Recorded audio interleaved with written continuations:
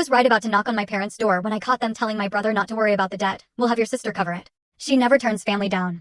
I quietly turned back and transferred every penny out of my account. You know that gut-wrenching feeling when your entire world shifts? When something shatters so profoundly, you can almost hear the pieces falling. That's what happened to me the day I overheard my parents planning to exploit me, to lie to me, all to cover my brother's secret, massive debt. I was about to share some exciting news, a big bonus, and instead, I walked into a cold, hard dose of reality. My name is Vanessa Williams, and for 32 years, I thought I knew my family. I was the responsible one, the nurse who worked insane hours during the pandemic, the daughter who never said no when family needed help. From the outside, we were the picture-perfect middle-class family in suburban Chicago. My dad, Harold, an accountant, my mom, Elaine, a third-grade teacher, always covered in glitter and kids' stories. On paper, we were normal. But underneath that shiny surface, there was a pattern. A deep, insidious pattern that had been there since childhood.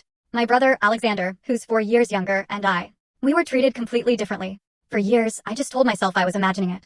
Where I was practical, studious, a rule follower, Alexander was charming, adventurous, and broke every rule with a smile that somehow always earned him forgiveness, never punishment. They called him their free spirit. Me? I was the responsible one. Sounds complimentary, right? But it was a burden, a heavy, unspoken expectation that I would always be the reliable one, the one who cleaned up messes. High school was just more of the same. I worked my butt off. Straight A's, volleyball, weekend jobs at a pharmacy to save for college. When I turned 16, my parents chipped in $2,000 for a used Toyota, a clunker with over 100,000 miles, but only after I'd saved $3,000 myself.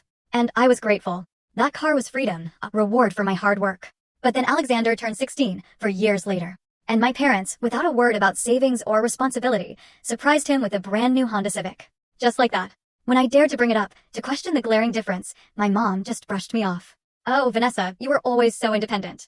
Alexander just needs a little more support. More support? The word stung.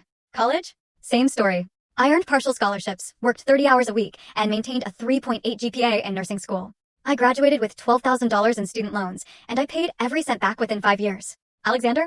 He bounced between expensive private universities, changed majors 3 times, and finally just dropped out after 2.5 years. My parents? They footed the entire tuition bill, never asking him for a dime back, even when he completely wasted their investment.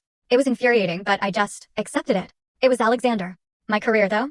That stayed steady. I worked my way up at Chicago Memorial Hospital, from staff nurse to full story on the channel. Link below. Click now and watch what happened next.